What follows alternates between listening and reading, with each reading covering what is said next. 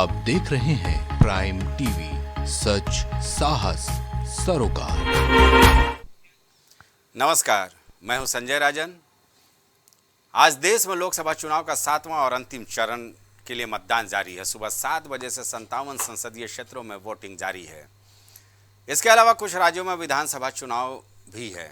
इस बीच प्रधानमंत्री नरेंद्र मोदी से लेकर तमाम दिग्गज नेताओं ने जनता से एक्स पर अपील की है कि वो घरों से बाहर निकलें और भारी तादाद में मतदान करें। हालांकि निश्चित तौर पर जिस तरह का मौसम का मिजाज है, तपती हुई दोपहरी, ऐसे में मतदान केंद्रों पर मतदाताओं की संख्या कुछ कम नज़र आ रही है। लेकिन फिर भी मैं प्राइम टीवी के जरिए मैं ये अपील करना चाहता हूँ कि लोग निश्चित तौर पर लोकतंत्र के इस महापर्व में अपनी भागीदारी निभाएं, क्योंकि आपका एक वोट देश की दिशा और दशा तय करने वाला है। आज 2024 के लोकसभा चुनाव का अंतिम चरण है। 8 राज्यों और केंद्र शासित प्रदेशों के 57 सीटों पर मतदान हो रहा है। इसलिए मतदाताओं से बड़ी संख्या में मतदान करने का आह्वान किया है प्रधानमंत्री नरेंद्र मोदी जी ने। लिखा है कि मुझे उम्मीद है कि युवा और महिला मतदाता रिकॉर्ड संख्या में अपने मताधिकार का इस्तेमाल करें। सपा सुप्रीमो अखिलेश यादव से लेकर तमाम लोगों ने एक्स पर इस बात की अपील की है। हालांकि निश्चित तौर पर एक नया कीर्तिमान बना है। जैसा कि मैंने पहले भी बताया था कि 80 दिनों में ये मतदान की प्रक्रिया समाप्त होने जा रही है, जबकि 2014 यानी पिछले लोकसभा चुनाव में ये जो मतदान की प्रक्रिया थी 71 दिनों की रही थी। देश में पहला आम सभा चुनाव 1952 में हुआ था। तब व्यवस्थाएं इस तरह से नहीं थी, आधुनिकता का दौर नहीं था। 17 चरणों में मतदान हुआ था। तो इसमें कुल मिलाकर के निश्चित तौर पर यह कहा जाएगा कि 80 दिनों का ये मुकाबला काफ़ी दिलचस्प है। बलिया लोकसभा सीट, वीरेंद्र सिंह और सनातन पांडे, ये दोनों आमने सामने हैं। दोनों के बीच कांटे की टक्कर देखने को मिल रही है। बलिया में नीरज शेखर और सनातन पांडे। नीरज शेखर की बात कर लें, स्वर्गीय चंद्रशेखर सिंह जो खाटी समाजवादी नेता थे, उनके बेटे हैं नीरज शेखर। पहले समाजवादी पार्टी में थे और इस बार भारतीय जनता पार्टी से वो किस्मत आजमा रहे हैं। यानी कुल मिलाकर ये कहा जा सकता है कि ये जो टक्कर है वो आमने सामने हम आपको दिखाने की कोशिश कर रहे हैं।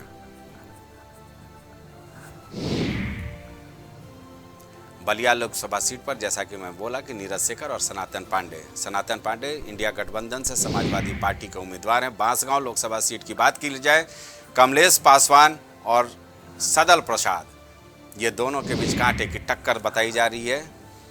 जहां तक बात की जाए कमलेश पासवान की, तो निश्चित तौर पर भारतीय जनता पार्टी का साथ यहाँ पर प्रधानमंत्री नरेंद्र मोदी से लेकर तमाम दिग्गजों ने चुनावी सभा की। चंदौली की बात कर ली जाए, डॉक्टर महेंद्र नाथ पांडे केंद्रीय मंत्री हैं, बीजेपी के पूर्व प्रदेश अध्यक्ष भी रह चुके हैं।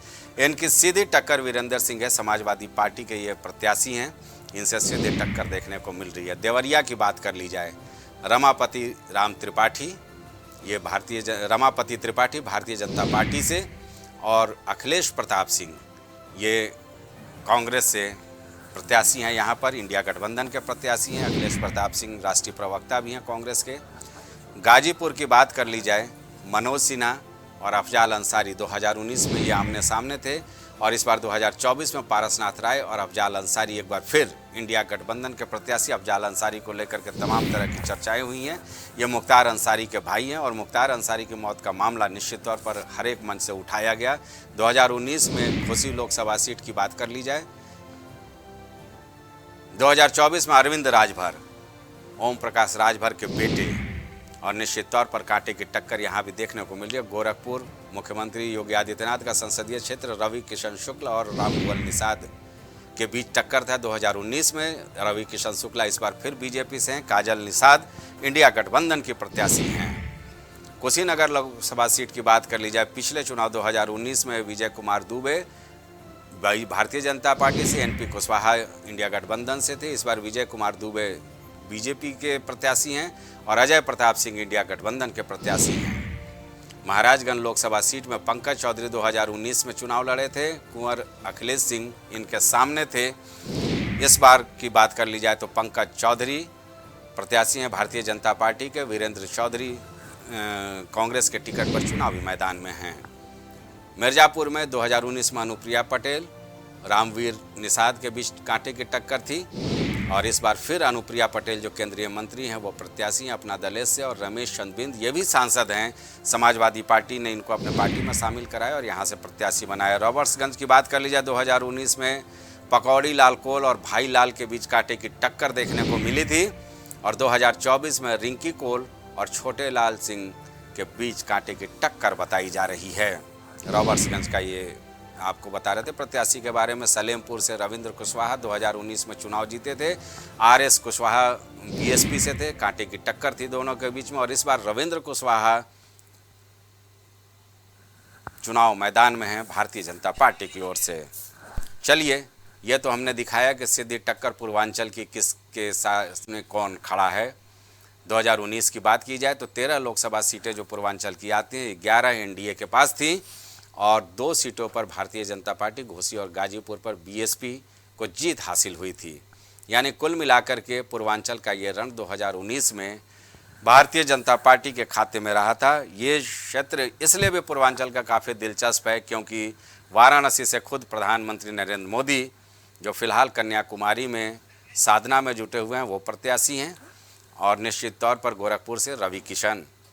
चलिए, आज के सियासी माहौल और इस गहमा गहमी जो वोटिंग को लेकर के चल रहा है, हमारे साथ हमारे अतिथि जुड़ चुके हैं। इनका सबसे पहले हम परिचय करा दें और इनका स्वागत भी हम कर लें। राघवेंद्र सिंह जी हैं, बीजेपी प्रवक्ता हैं, हमारे साथ इस चर्चा में शामिल हैं। धर्मेंद्र सिंह जी प्रवक्ता समाजवादी पार्टी हैं, हमारे साथ स्टूडियो में मौजूद हैं। राज शर्मा जी कांग्रेस प्रवक्ता हैं, कांग्रेस का पक्ष रखने के लिए हमारे साथ मौजूद हैं। मयंक त्रिवेदी जी प्रवक्ता आरएलडी हमारे साथ स्टूडियो में मौजूद हैं, और राजनीतिक विश्लेषक या वरिष्ठ पत्रकार कहें राजेश आनंद जी हमारे साथ इस चर्चा में हैं। इस चर्चा को आगे बढ़ाने में हमारा सहयोग करेंगे। सबसे पहले राजेश जी आपके पास ही चलें, क्योंकि मेरा नियम होता है कि वरिष्ठ पत्रकार से ही हम जानने की कोशिश करते हैं, क्योंकि आप ग्राउंड जीरो के में क्या कुछ चल रहा है उस पर पैनी निगाहें आपके होती हैं। तो 7वां और आखिरी चरण, 80 दिन का लोकतंत्र का ये महापर्व अब चंद घंटे बाद समाप्त हो जाएगा। मतदान की प्रक्रिया 7वां और आखिरी चरण का क्या कुछ देखने को मिल रहा है। देश की बात कर ली जाए तो पश्चिम बंगाल, बिहार और पंजाब पर तो सबकी निगाहें हैं ही, पूर्वांचल का रण भी काफ़ी दिलचस्प है।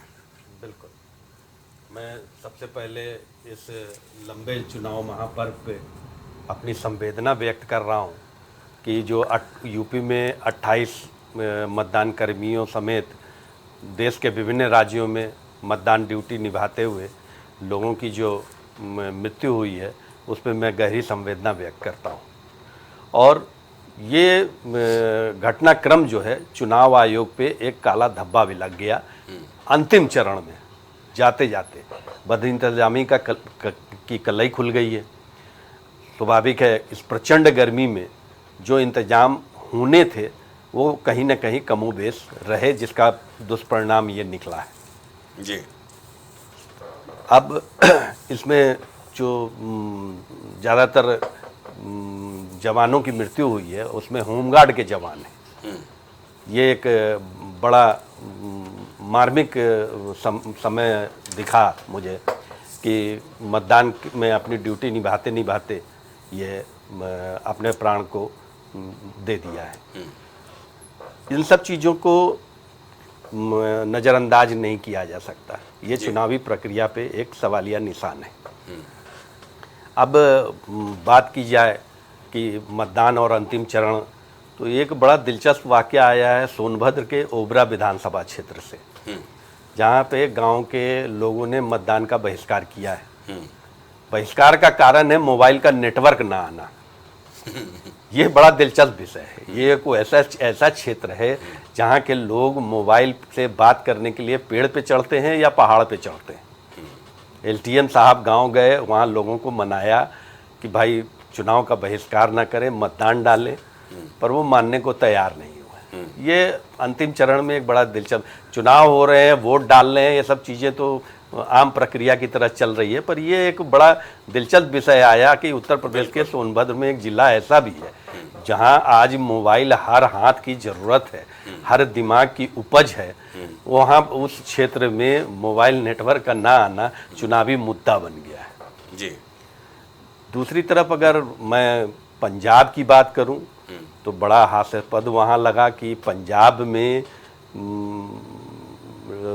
बल्लान डेरा को लेकर, डेरा बल्लान को लेकर पूर्व मुख्यमंत्री कांग्रेस के और आपके दोनों पार्टियों के कार्यकर्ता और नेताओं में विवाद सा छिड़ा हुआ है और दिल्ली में दोनों लोग साथ चुनाव लड़ रहे हैं जी। 1 तारीख को गठबंधन की बैठक भी होगी।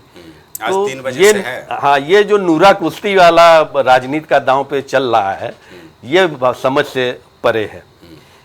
अंतिम चरण में एक बड़ी अच्छी बात मुझे लगी हिमाचल के मुख्यमंत्री की, वो आज पूरे ऐसे पहले भी कई कार्यक्रमों में वो जो दुसाला या दुपट्टा कहिए जो ओढ़ते हैं उस पे NSUI लिखा होता है जी। जब उनसे पूछा गया तो उन्होंने बड़ा अच्छा जवाब दिया कि ये इससे मुझे अपना अतीत याद रहता है। मेरी राजनीतिक कैरियर NSUI से शुरू हुई थी और आज मैं मुख्यमंत्री तक पहुंचा हूं तो मैं अतीत को नहीं भूलना बहुत चाहता। सही बात है। तो ये एक राजनीति में बड़ी अच्छी बात उभर कर आई कि ये हर राजनीतिज्ञ को सोचना चाहिए कि वो मुझे अपनी जमीन अपना को ना भूलें। अतीत को ना भूले। ये इस पूरे चुनाव में एक बड़ी अच्छी बात उभर कर आई जी। अब कांग्रेस में अध्यक्ष जो खड़गे साहब हैं उनका तो दावा है कि भाई हम 120 से 125 सीट चुनाव में जीत रहे हैं और हम सबसे बड़ी पार्टी बन के उभरेंगे और हम इंडी गठबंधन की सरकार बनाएंगे। हालांकि एग्जिट पोल से कांग्रेस ने किनारा किया है। आज कांग्रेस ने जारी किया है कि एग्जिट पोल के डिबेट में हमारा कोई भी प्रवक्ता शामिल नहीं होगा जी।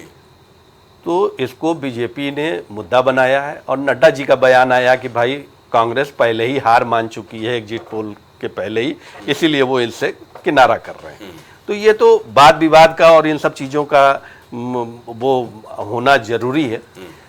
जहाँ तक हम पूर्वांचल की बात करें तो वाराणसी में प्रधानमंत्री जी की क्लीन स्वीप जीत हो रही है, ऐसी आबो हवा वहाँ की बता रही है।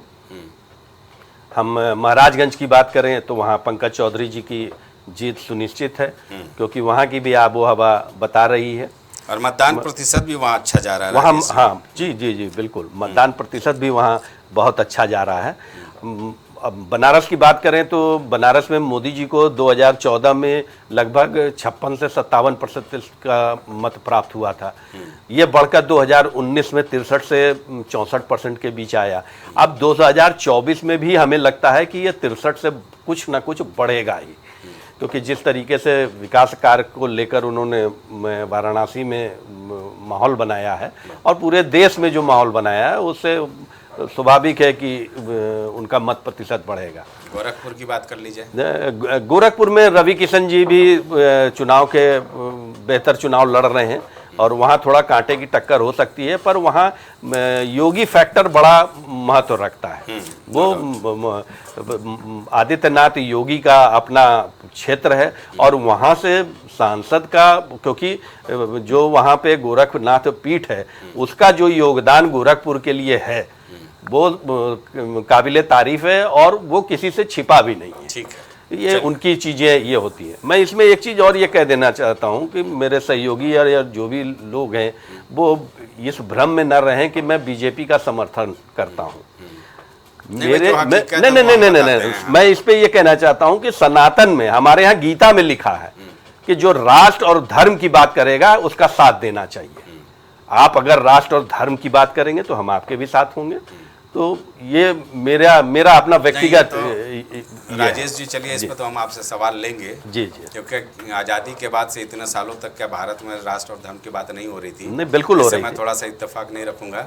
चलिए सबसे पहले मैं राघवेंद्र जी के पास चलता हूँ, बीजेपी का पक्ष रखेंगे। राघवेंद्र जी, 57 सीटों का घमासान, पिछले बार तो आप लोगों को 2019 में शानदार जीत हासिल हुई थी, इस बार क्या आकलन है?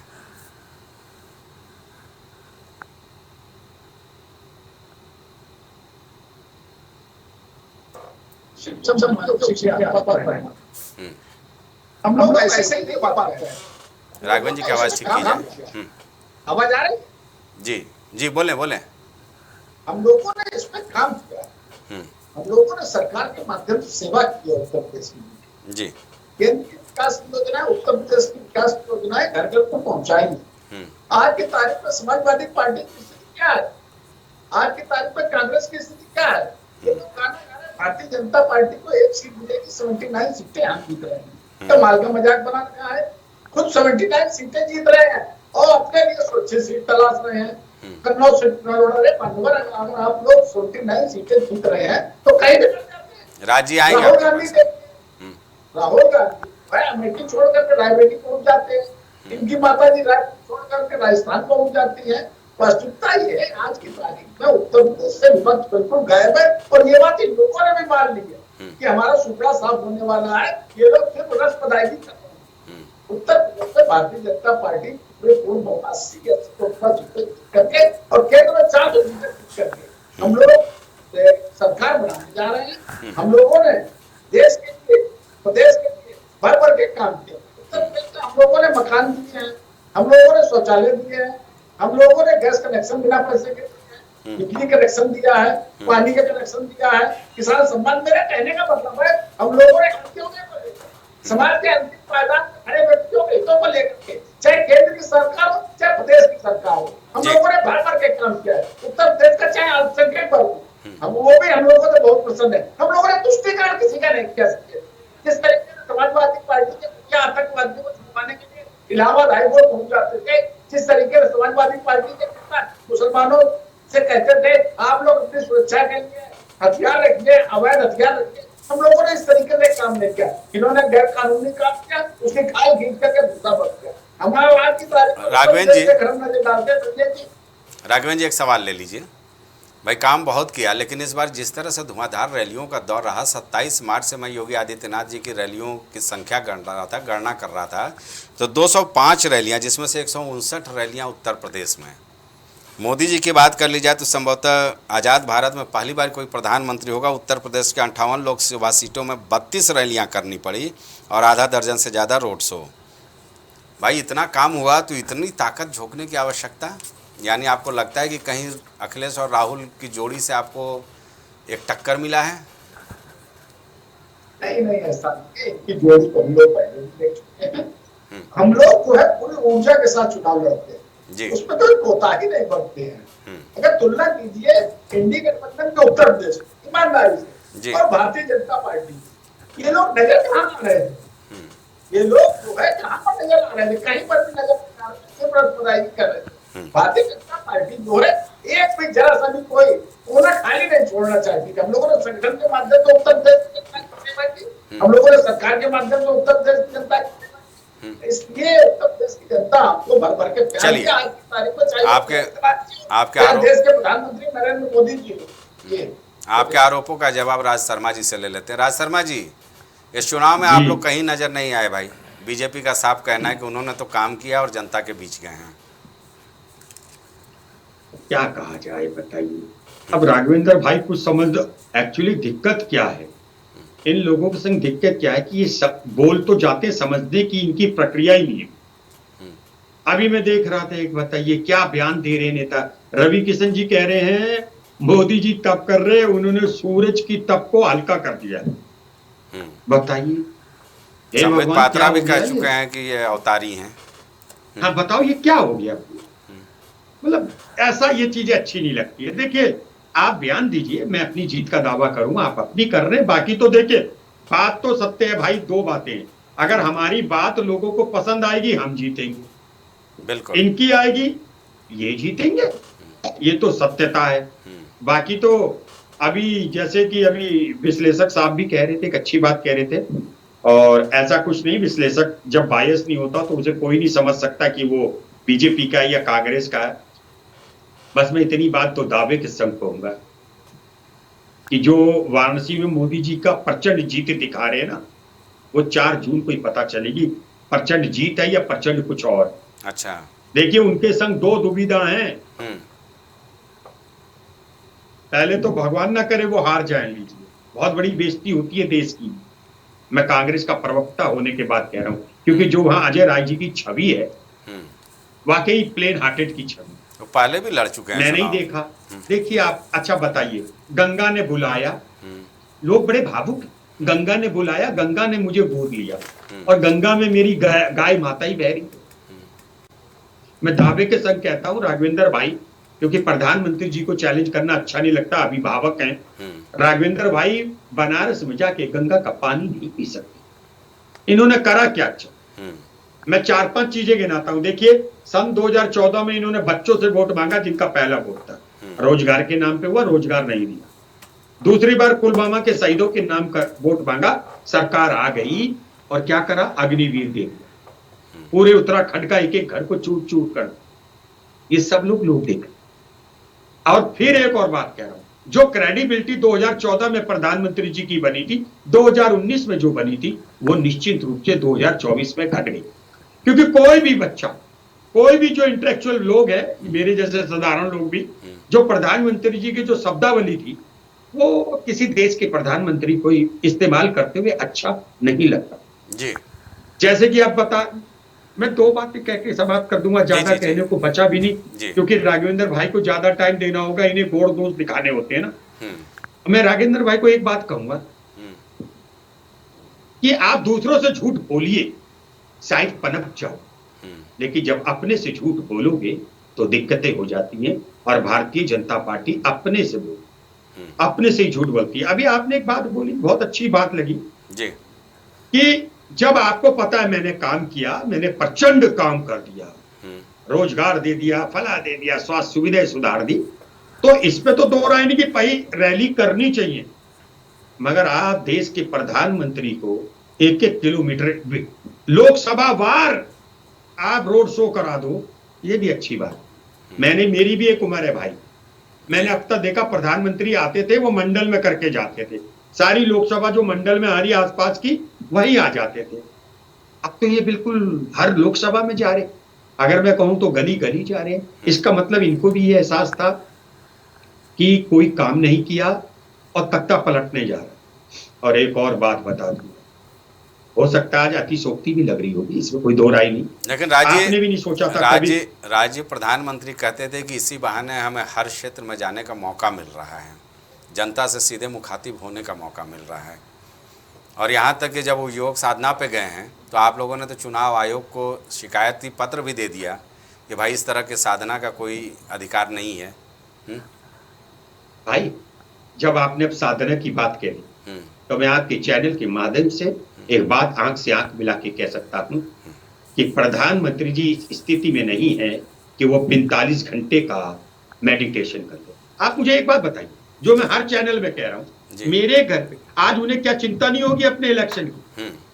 उनको अपनी पार्टी के जहां जहां वो गए हैं कि इसको वोट दो वो मुझे मिलेगा, उन्हें चिंता नहीं होगी। और जब तक आदमी बिल्कुल मन से शांत नहीं होगा, मेडिटेशन नहीं कर सकता।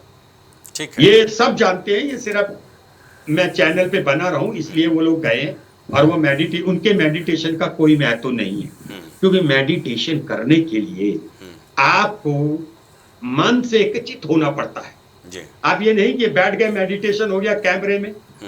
और दुनिया में मैंने तो सुना नहीं साहब, मैं भी एक बात कह दूं, मैं भी पूजा पाठी हूं, मेडिटेशन मैं भी कर लेता हूं, ठीक है, मगर अब क्या कह दूं, अच्छा नहीं लगता प्रधानमंत्री जी के कहना। आपने मेडिटेशन को भी घटा दिया। ठीक है, जाते बैठ जाते हैं, आपके बात आ गई। धर्मेंद्र कैमरे लगा दिए आपने। ठीक है, राजीव धर्मेंद्र जी को जरा फिर आप ही का एक सांसद कह रहा है मोदी जी वहां बैठे उन्हें सूर्य के तप को हल्का कर दिया। हे भगवान प्रभु, चलिए ठीक आप है, ना हल्के हो जाओ गोरखपुर में, ठीक है, ठीक है, सब देख रहे हैं।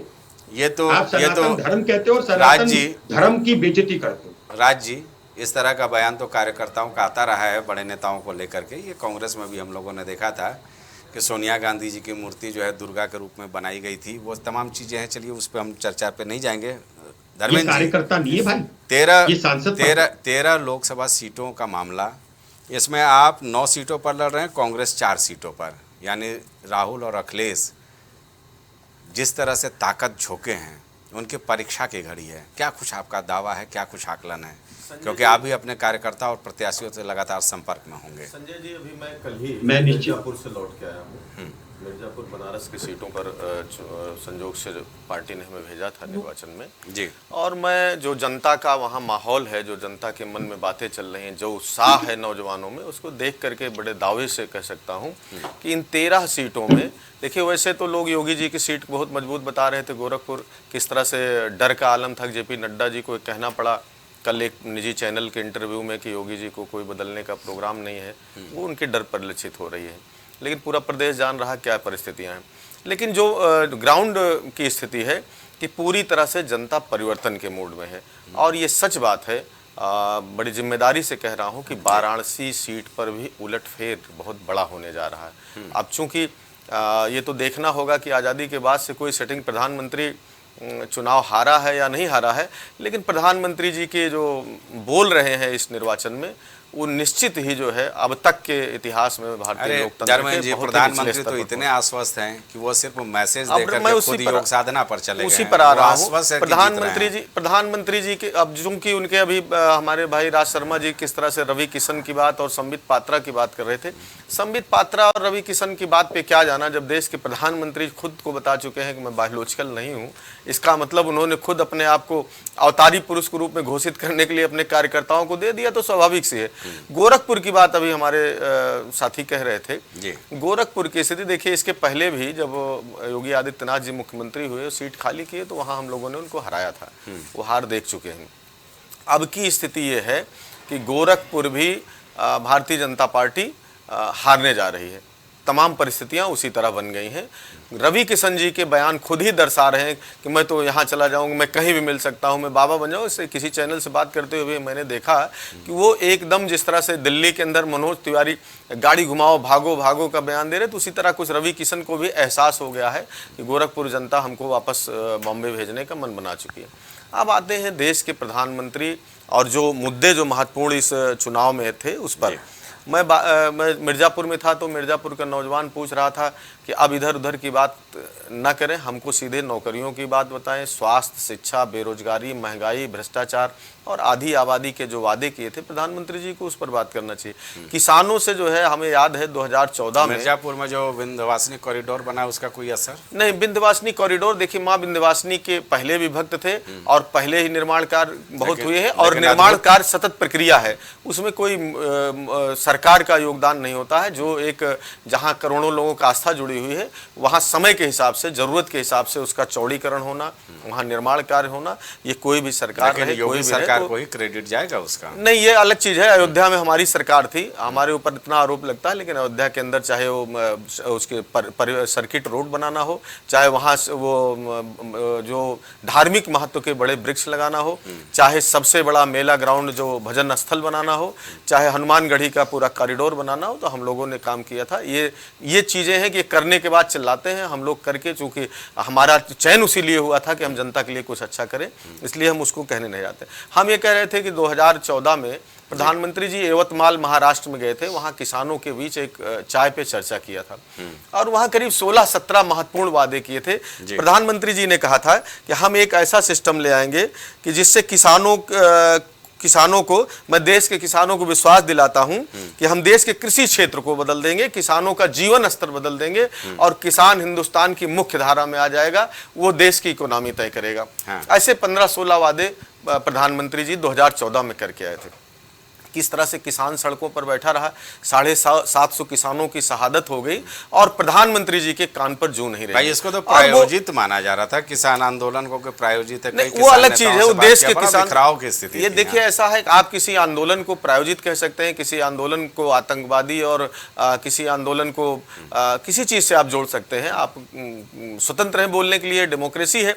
लेकिन सच ये है कि मरा जो वहां 750 लोग जो शहादत दी, वो देश के किसान थे। वहां जो लाखों लोग थे, वो देश के किसान थे, स्वेच्छा से थे। और वो उनकी जो मांगे थी, जब आपने किसानों का जीवन स्तर ऊंचा करने की, तो उनकी मांगे क्या पाकिस्तान बनाने की थी क्या, कि उनकी मांगे थी कि बांग्लादेश बनाने की? उनकी मांगे तो यही थी कि हमें एमएसपी पे गारंटी चाहिए। क्या ये गलत था? क्या मोदी जी ने वादा करके 2014 मोदी जी ने वादा नहीं किया था कि हम आपके एमएसपी पे गारंटी देंगे, आपकी आय दोगुनी करेंगे?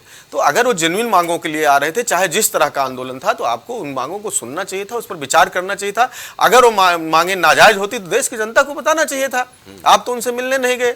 मणिपुर में क्या हो रहा है, प्रधानमंत्री जी को आगे आके बताना चाहिए कि मणिपुर की परिस्थितियां ऐसी हैं, हमसे नहीं संभल रहा है या संभल रहा है, या उनकी क्या मांगे हैं, कौन गलत है। क्या प्रधानमंत्री जी एक बार भी उसको आप लोग बार-बार मणिपुर तक लेकर के जाते हैं। बात 4 जून को हम लोग देखेंगे कि मणिपुर में क्या चुनाव। नहीं, 4 जून को संजय जी, जनता ने इनको बता दिया है कि बुनियादी जो सवाल हैं और देश की जो परिस्थितियां हैं, उनको लेकर के देखिए धुंध जो इनकी झूठ की धुंध थी वो छट गई चलिए, है, ठीक जनता समझ गई है ठीक है, कि ये लगातार झूठ बोलते रहे और देश के सर्वोच्च लीडर प्रधानमंत्री जैसे व्यक्ति से इतने झूठ की उम्मीद नहीं थी कि इस तरह से मटन मछली से लेकर के मंगलसूत्र से लेकर के मुजरा तक आए।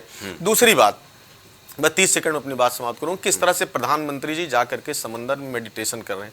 मेडिटेशन पीछे आपने 2019 में भी देखा कि किस तरह से केदारनाथ जी गए और गुफा में बैठने का एक पूरा एक सरकार और सरकार बनाए। हाँ ठीक है, तो अर्श से फर्श हिंदुस्तान में हमारी मैथोलॉजी में है और औद में कहा जाता है कि आसमान से जमीन अर्श से फर्श, तो कहाँ वहाँ केदारनाथ में वो पहाड़ पर गए थे और वो समंदर में चले गए हैं जहाँ लैंड समाप्त है और उसके बाद अनंत समंदर है, तो देश की जनता उनको अनंत समंदर के लिए और मुक्त कर रही कि आप लगातार साधना करें, दिखावा बंद करें। ये तो 4 जून को धर्मेंद्र जी फिर बैठना होगा, सोच समझ के बयान देना है, क्योंकि उस दिन मैं सवाल पूछूंगा, राजेश आनंद जी भी सवाल पूछेंगे। नहीं बिल्कुल मयंक जी, भाई सुना आपने समाजवादी पार्टी प्रवक्ता को, भाई कहीं ना कहीं ऐसा लगता है कि जाते जाते भी मोदी जी की योग साधना भी एक सियासत का केंद्र बन गया और कांग्रेस को भी कहीं ना कहीं और इंडिया गठबंधन को कहीं ना कहीं ये डर लगने लगा कि योग साधना से भी कहीं प्रभाव न पड़ जाए, तभी चुनाव आयोग में वो लोग गए थे। आपका क्या कहना है भाई, आपको क्या माहौल लग रहा है? हालांकि आप तो यहाँ पर चुनाव लड़ नहीं रहे हो, लेकिन निश्चित तौर पर एनडीए के पार्ट हो और किसान चूँकि पूरे प्रदेश में हैं, तो मैं ये जानना चाहूँगा, धर्मेंद्र जी ने अभी उठा ही दिया किसान आंदोलन का मुद्दा। संजय जी, विडंबना ये है कि विपक्ष के सामने अगर धर्म की कोई भी बात होती है तो ये नहीं हजम कर पाते हैं। मतलब धर्म से इनका कोई दूर दूर तक नाता नहीं है, पहली चीज़ जी। अब चाहे वो योगी जी की साधना हो, मैंने कई बार इस मुद्दे को उठाया है। बाकी किस तरीके से जिन्होंने राम का अपमान किया, रामचरितमानस का अपमान किया, उनको ये अपने साथ ले लेते। मतलब धर्म का इन विपक्ष के किसी नेता से कोई लेना देना नहीं है, पहली चीज़। दूसरी चीज़, अभी जैसे राज शर्मा जी कह रहे थे और धर्मेंद्र जी ने भी कहा कि इन लोगों ने इतनी मेहनत की है, अगर इनको अपने काम पे भरोसा होता तो ये लोग इतनी मेहनत क्यों करते। ये प्रश्न आपने भी उठाया एक बार कि इतना अगर काम पे भरोसा था तो इन्होंने इतनी मेहनत क्यों की। अब यही इन्हीं के नेता, आपको याद होगा 2017 में अखिलेश जी, मतलब ये सत्ता के इतने बड़े लोलुपता वाले लोग हैं कि ये सत्ता के लिए इन्होंने नोएडा जाना पसंद नहीं किया। अगर आपको याद होगा वो प्रकरण कि ये कहा जाता था कि कोई मुख्यमंत्री अगर नोएडा चला जाता है तो दोबारा उसकी सरकार नहीं बनती। मायावती भी ठीक है। तो इन लोगों के साथ ये है कि सत्ता के लालच की वजह से ये किसी क्षेत्र की जनता को भी छोड़ सकते हैं, कुछ कर सकते हैं। मतलब इतना बड़ा अंधविश्वास है। तो एक तरफ अंधविश्वास और एक तरफ धर्म, ठीक है, ये इस चीज की लड़ाई है। तो ये पब्लिक भी इस चीज को देख रही है कि एक तरफ रामद्रोही और एक तरफ राम भक्त और देशभक्त के बीच का चुनाव है। रही बात गठबंधन की, तो ये भी पब्लिक की नजर में है कि ये गठबंधन कितना बड़ा बेमेल है। आप देखिए, समझिए, पंजाब में आपस में लड़ रहे हैं, ठीक है, मध्य प्रदेश में जो कटुता है वो आपने देखी, ठीक जी। राज जी बोल लीजिए आप। हाँ, मंच में नहीं चढ़ने दिया, इससे ज्यादा बेमली क्या दिखाई जाएगी? किसको मंच पे नहीं चढ़ने दिया? ये नहीं चढ़ने दिया, जहां आपका प्रत्याशी लड़ रहा था जी। नहीं, ये गलत फहमी है। जयंत जी कई सभाओं पे गए जहां पर बीजेपी के प्रत्याशी, जहां हमारा प्रत्याशी नहीं है, जहां हमारा नहीं है वहां भी गए। जहां हमारा प्रत्याशी नहीं वहां भी गए। आपकी ये गलत फहमी है। वो दिल्ली में भी गए प्रचार करने। आपकी गलती नहीं, नहीं, अपने नेता की तरह बोल रहे। नहीं, नेता की तरह नहीं बोल रहे। अच्छा चलिए, बोल लीजिए आप बोल लीजिए राज भाई, बोल लीजिए। आप वही लोग हो, मेरी बात सुनिए। हाँ, बोल लीजिए आप। कहना चाहता हूँ जी, सुनिए ना, आप वो बात बोलो भैया जो अच्छी भी लगे जी, बताइए। मेल कह रहे। हाँ, आप लोगों को लज्जा आनी चाहिए कि आपके नेता को सम्मान नहीं मिला। बस आपके नेता ने जो सब का, मैं उस पर नहीं जाता हूँ, यंग लड़का मैं नहीं कहना चाहता। चौधरी चरण सिंह को जो सम्मान मिला है राज भाई, चौधरी चरण सिंह को जो सम्मान मिला है वो आपकी सरकार इतने सालों में नहीं दे पाई। उस सम्मान से बड़ा कोई सम्मान नहीं हो सकता है। बैंक कुछ बोल रहा है? नहीं, उस सम्मान से बड़ा कोई सम्मान नहीं हो सकता है। और यही सम्मान में जब मल्लिकार्जुन खड़गे जी ने जैन जी को वहां ये कहा था कि वहां बैठो, जब वो सम्मान की बात कर रहे थे, तो ये आपके कांग्रेस हैं जो किसान नेता का क्या सम्मान करते हैं। इस चीज को देखिए कि चौधरी चरण सिंह का भी उन्होंने अपमान किया और उनके पोते का भी अपमान किया। मयंक भाई जी, अच्छा ये बताओ मयंक भाई जी, आप लोग ये कैसे पलट कैसे जाते? नहीं, किस तरीके का पलटना हो गया? मतलब पलटना नहीं हो गया, जैसे अभी आप ही कह रहे हो कि चौधरी चरण सिंह साहब को अगर उन्हें ये मिला भारत रत्न जी, ठीक है, मिलना चाहिए था जी। हम लोग और सुनर उन्हें मिला, ठीक है। राज भाई जब किसानों, एक मिनट 3 सेकंड चलिए आप बोल लीजिए। इसलिए दिया था ब्लैकमेल करने के लिए? क्या जयंत चौधरी जी अपने स्वाभिमान से गए थे, या सिर्फ भारत रत्न दे दिया और दाएं बाएं से जो भी और दे दिया मुझे नहीं पता? मैं इल्जाम नहीं लगाऊंगा, गलत शब्द नहीं बोलूंगा। ये आप लोग को पता है, ये आप लोग पता है, जयंत जी के साथ ऐसा कभी नहीं है, ये आप भी जानते हैं। वो आज की राजनीति में ये राज्यसभा किसकी है? क्या ये राज्यसभा जो सदस्य हैं ये किसकी मर्जी पे? तो समाजवादी भी जो 47 से 111 हो गई, वो किसकी वजह से? राजनीति में कोई एहसान नहीं होता राज भाई, गठबंधन होता है, ये नहीं है, ये गठबंधन होता है, गठबंधन में एहसान नहीं होता है, एहसान नहीं होता है। इस बात को आप समझिए, इस बात को आप समझिए, इस बात को राज जी, मयंक जी को बोलने दीजिए, आप गठबंधन में कोई एहसान नहीं होता है कि किसकी वजह से वो गठबंधन था हमारा। और उस टाइम पे भी किसानों को लेकर, अगर याद होगा, जो आंदोलन भी खड़ा हुआ था, उसमें चौधरी अजीत सिंह की, जो अब इस दुनिया में नहीं है, कितनी बड़ी भूमिका थी। और वही चौधरी अजीत सिंह और टिकैत जी के वजह से ये आंदोलन रुका, मतलब आंदोलन रुका और उस काले कानून पर रोक लगा। इस बात को भी आप देखिए, तब ना कांग्रेस का कोई नेता, ना समाजवादी कोई नेता कई साल को नजर नहीं आया। जवाब दे दो, फिर धर्मेंद्र जी के पास जाएंगे। अगर आरएलडी अपने आप में इतनी शक्तिशाली थी तो 2014-2019 में एक भी सीट नहीं मिलना, जबकि बहुजन समाज पार्टी और कांग्रेस का सपोर्ट भी था आपको।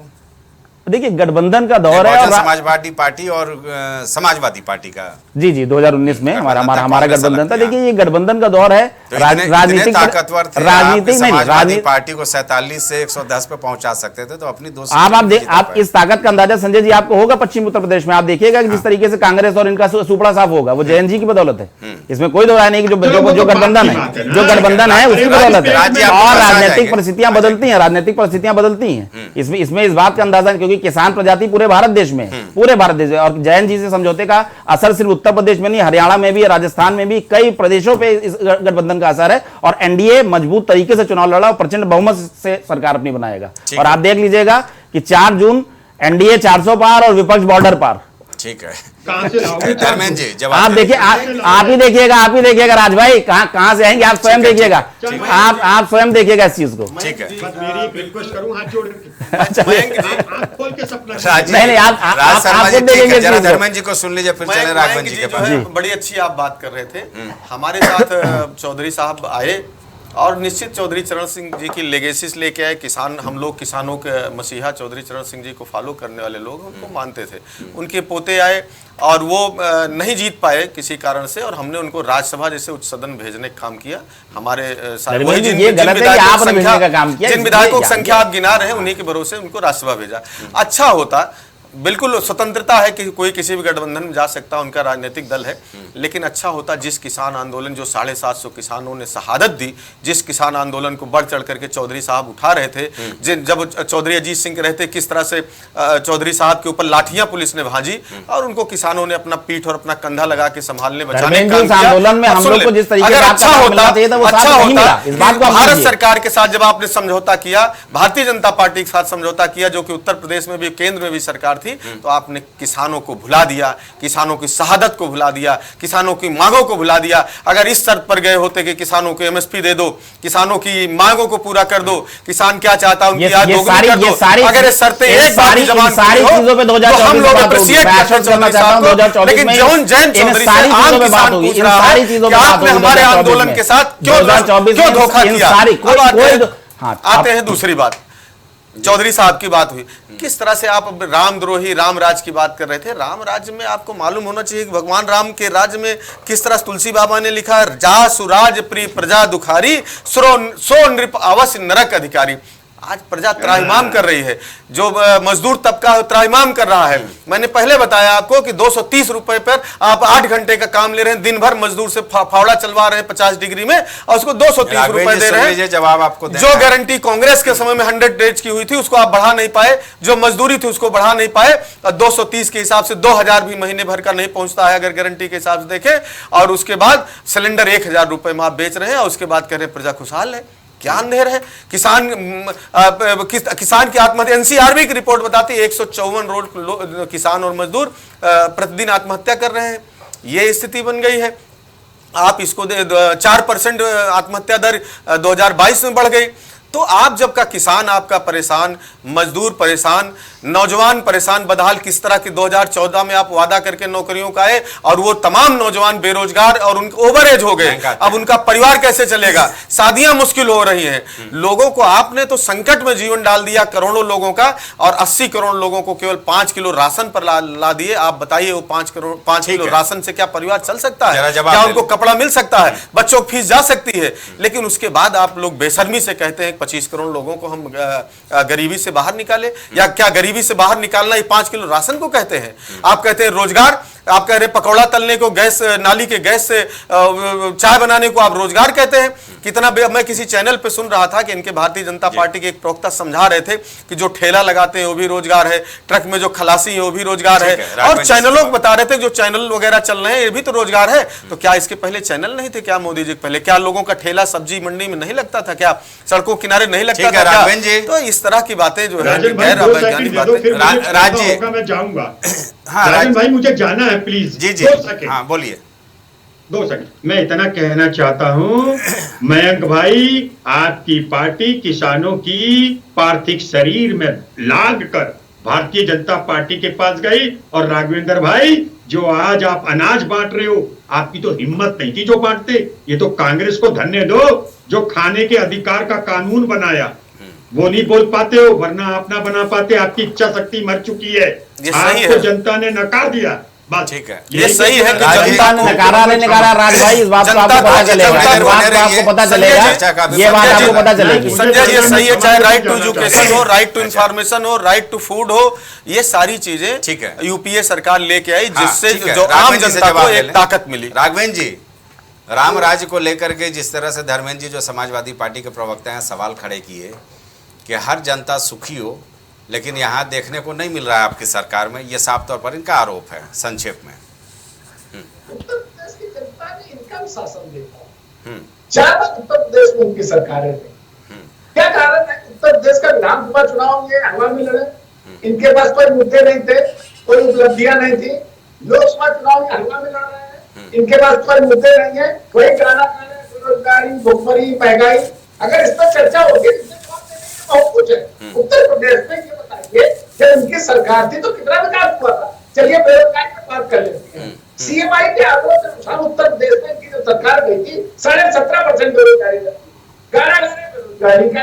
ये बताइए आपकी तारीख में 3.5% बेरोजगारी थी, हमें कम हो गई क्या? हम लोगों ने प्रयास नहीं किया क्या? अरे मानवर आपकी सरकार में उत्तर प्रदेश में 90 लाख सरकारी नौकरी दी गई, हम लोगों ने योगी पार्टी में 3.5 लाख सरकारी नौकरी देने का काम किया। अरे हवा में बातें मत कीजिए। अब मैं एक बात करूंगा, ये जो किसान आंदोलन पे चर्चा करते हैं, हर बात घूम फिर के किसान आंदोलन पे आ जाती है। ये बताइए किसान आंदोलन के बाद उत्तर प्रदेश में विधानसभा चुनाव हुए, क्या परिणाम हुआ?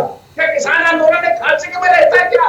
किसान जो है उत्तर प्रदेश में खास गली में रहता है, निकल आए सड़कें जाम कर दी। भाई देखिए उत्तर प्रदेश में किसान जो है पूरे उत्तर प्रदेश में रहता है और 80% जनता उससे प्रभावित होता है। मैं भी किसानों का बेटा हूँ। अगर उत्तर प्रदेश में किसान नाराज होते क्या भारतीय जनता पार्टी की सरकार बन जाती? योगेंद्र यादव का बयान आया था, यही बात समझने के लिए काफी है। योगेंद्र यादव ने कहा था मैंने तैयार की, अखिलेश यादव उस पर नहीं खेल पाए तो मैं क्या करूँ? ये प्रायोजित जो किसान आंदोलन था उत्तर प्रदेश जनता बड़ी प्रकार से करती है। ये बताइए हमें समाजवादी पार्टी ठीक है उनके समय क्या षड्यंत्र था? राघवेंद्र जी को मैं बताता हूँ समाजवादी। राघवेंद्र जी वक्त यहीं तक इजाजत देता है। थोड़ा सा आखिरी कमेंट मैं राजेश जी से लेना चाहूँगा। राजेश जी, तमाम तरह के मुद्दे सामने नजर आए आज, तो अब चूंकि लोकतंत्र के महापर्व का समापन अब से करीब 3 घंटे का और वक्त बचा होगा, संभवतः 3 बजने जा रहा है, तो उसके बाद अब आकलन आपका संक्षेप में जानना चाहूँगा, उसके बाद इशारा हो चुका है इस चर्चा को समाप्त करने का। जी, मैं तो सिर्फ इतना ही कहूँगा कि जो बोएगा वही पाएगा, तेरा किया आगे आएगा। हार जीत का फल कर्मों का, जैसी करनी वैसी भरनी। आपने अगर काम किया है, आपको जनता स्वीकारेगी तो आपकी सरकार है। आप मतलब जो भी एनडीए गठबंधन या इंडी गठबंधन, पर आबो हवा, मैं फिर इसमें कह रहा हूं कि आबो हवा एनडीए को आगे तेजी से बढ़ा रही है। अब देखना यह है कि इंडी गठबंधन जो तूफान अपने को बता रहे हैं कि वो तूफान ये एनडीए गठबंधन के जहाज को रोक पाता है या नहीं। बिल्कुल सही। ये इनके ये मन तो कर रहा है कि चर्चा को आगे बढ़ाए, लेकिन वक्त यहीं बिल्कुल, तक हमें मेरे पास भी इजाजत कई देता है, सवाल क्योंकि थे। धर्मेंद्र जी के पास भी कई मुद्दे हैं, मयंक को भी बहुत कुछ बोलना था, राघवेंद्र जी से भी बहुत सवाल लेने थे, लेकिन वक्त यही इजाज़त देता है। ये बाध्यता होती है किसी भी प्रोग्राम की। फिलहाल सारे मेहमानों का बहुत बहुत शुक्रिया जो इस चर्चा में हमारे साथ शामिल हुए। आगे भी अपडेट अभी जारी रहेगा, क्योंकि 7वें चरण का मतदान जारी है और इस सियासत घमासान पे प्राइम टीवी आपके लिए स्पेशल कवरेज लेकर आया है। आप देखते रहिएगा प्राइम टीवी, आपको हर अपडेट देंगे। और जाहिर सी बात है कि जिस तरह से चुनाव आयोग ने ये ऐलान कर दिया है कि 6:30 बजे के बाद ही एग्जिट पोल दिखाया जाएगा, ये का अनुमान होता है। हालांकि कई बार ये आकलन गलत भी होता है। कांग्रेस ने तो अपने प्रवक्ताओं को भी इसमें जाने से रोक दिया है।